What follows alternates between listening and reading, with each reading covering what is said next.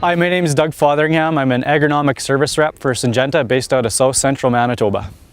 When looking at stand assessments, it's not only important knowing what you have in your crop for this year, but it's also extremely important for looking at next year's crop and how do I improve on what my stand actually is. There's many cases where we're actually putting too much seed down, which is a cost. There's lots of cases where we're not putting down enough and so our stand is too thin. But also by doing these assessments, it gives us a good look at either our air seeder, our planter, and is it working properly from wing to wing, tip to tip? Is there any issues within that rig that we can fix this year for next year? And so there's a few methods to do stand assessment.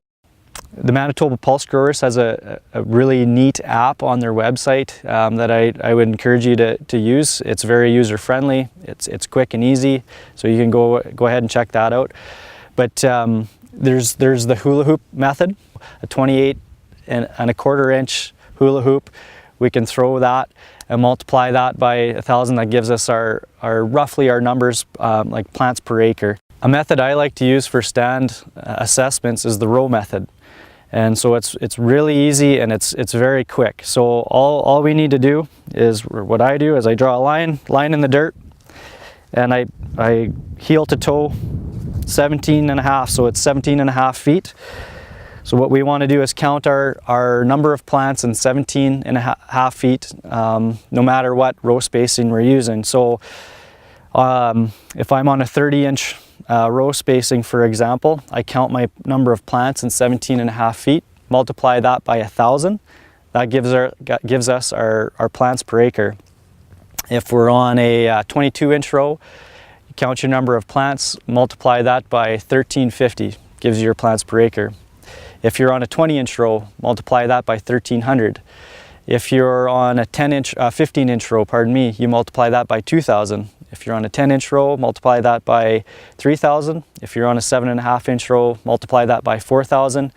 That all gives you your plants per acre, and you can count multiple rows while you're doing it. So after you draw that line, you can count along, count here, count there, move to a different spot in the field, count there. If your numbers are all fairly similar, you know that you've got a pretty good rough idea of what your plants per acre are, and you're good to go.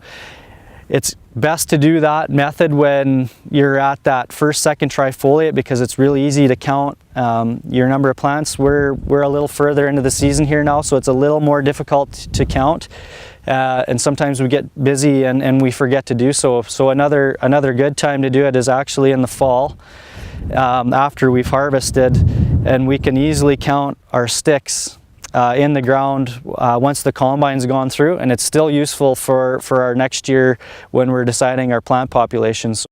Both the hula hoop method and the row method both work very well. I like to use the row method because it's fairly quick. You can count multiple rows at one time. You don't have to carry anything with you. It's very quick mental math, and it's a very good quick assessment on what you're looking at.